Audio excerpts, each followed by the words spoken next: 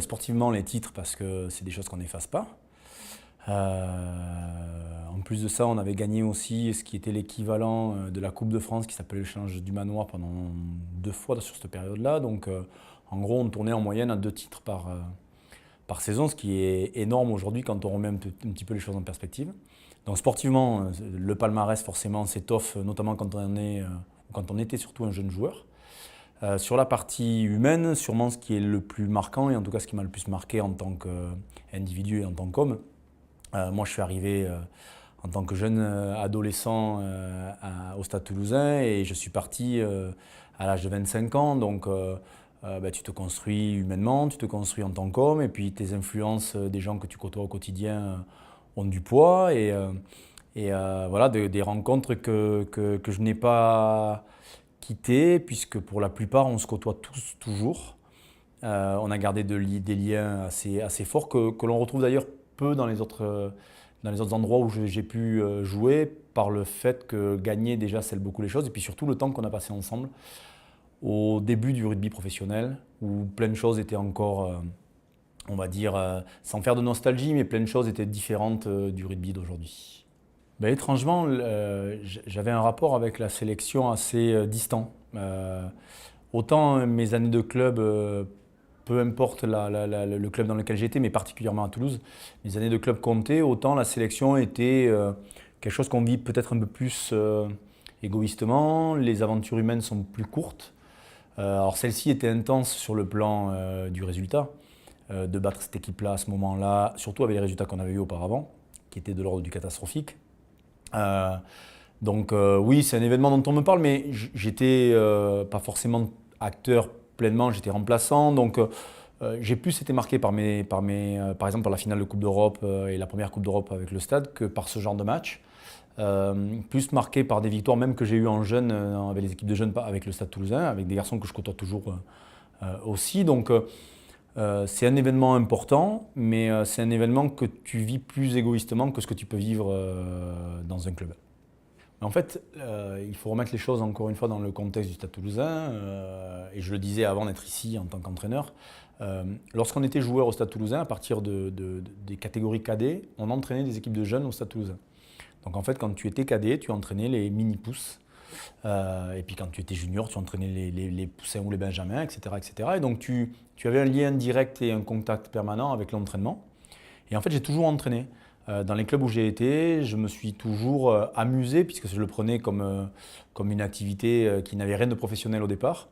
Et puis je me suis formé aussi parce qu'au-delà de l'envie et de l'état d'esprit, il y a la compétence à associer, il y a l'expérience aussi qui au fil du temps grandit. Et ce sont autant de paramètres qui ont fait que très tôt j'ai eu envie d'entraîner, donc je me suis formé en conséquence encore une fois. Et comme vous le disiez, je me suis arrêté à 32 ans, donc je n'avais pas forcément très envie de continuer. Mon corps, de par les blessures que j'ai eues successives, ne m'a pas forcément donné la possibilité de continuer. Je n'avais pas une envie démesurée. Par contre, j'avais réellement envie d'entraîner. Et il m'a semblé en fait que toutes mes années de joueur m'ont vraiment amené à entraîner, et pas forcément le fait inverse.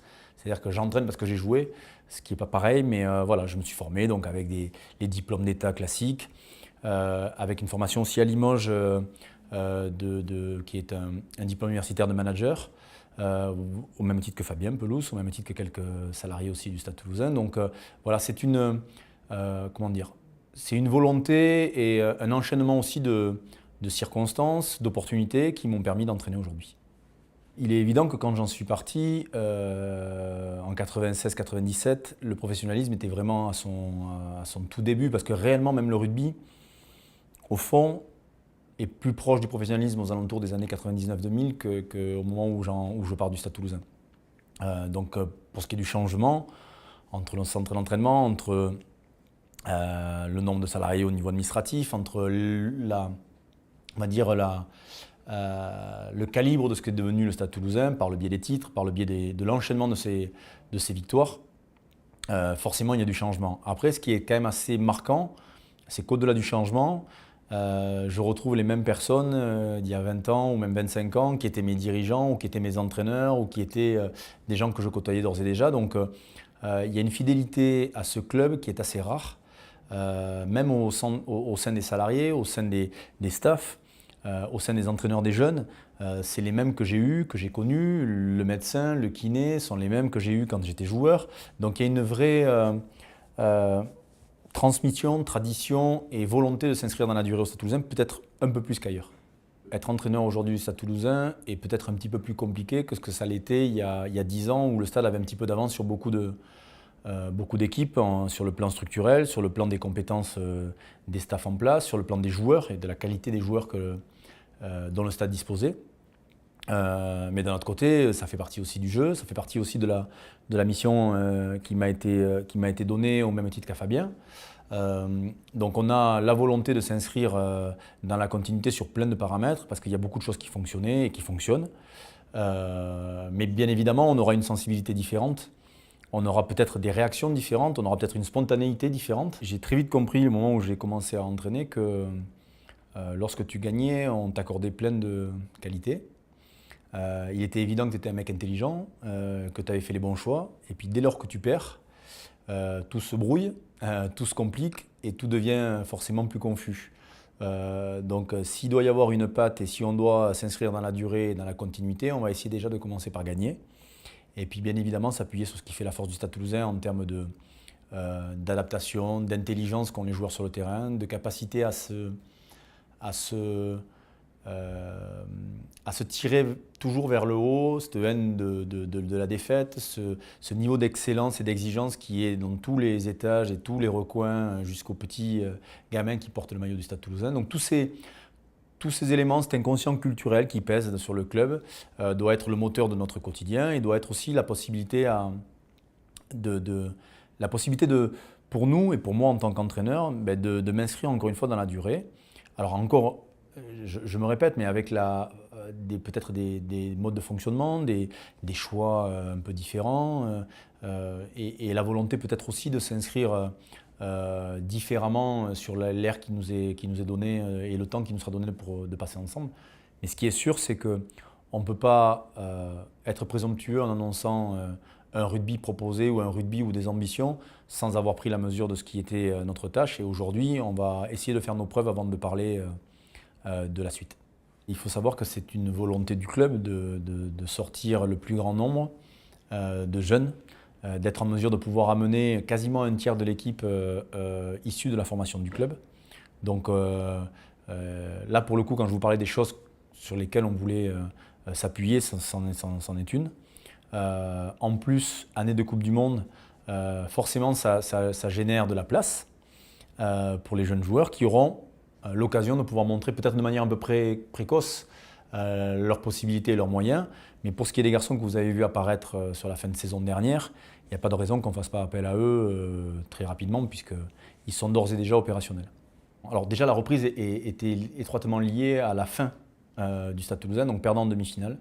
Il y a une obligation légale d'1 mois de vacances pour les joueurs. Donc on a pris ce mois et donc on rattaque dès lundi 6 juillet la reprise avec une partie, on va dire, 2 tiers de l'effectif, quand on enlève les internationaux, plus les joueurs qui ont eu un petit peu de traitement de faveur parce qu'ils habitent un peu plus loin que les autres et qui sont rentrés auprès de leur famille. Donc en gros, on va récupérer quasiment l'ensemble de l'effectif entre le 6 et le 13 juillet. Donc avec 15 premiers jours vraiment orientés sur la partie physique. Et puis petit à petit, on va rentrer dans le dur de l'activité, en partant en stage notamment, et puis en enchaînant par les premiers matchs amicaux pour attaquer ce premier bloc de 4 matchs, puisque le championnat, cause liée à la Coupe du Monde, fait que il y a une grosse trêve après ces 4 premiers matchs, une trêve d'1 mois, puis de nouveau un enchaînement de 16 matchs, 16 rencontres jusqu'à courant février, jusqu'à l'orée du tournoi Destination où Guy aura l'occasion de prendre ses fonctions. Il y aura beaucoup de matchs d'un côté, un début de 4 matchs qui est aussi très important pour nous parce que sans les internationaux, on est forcément handicapé, mais comme d'autres.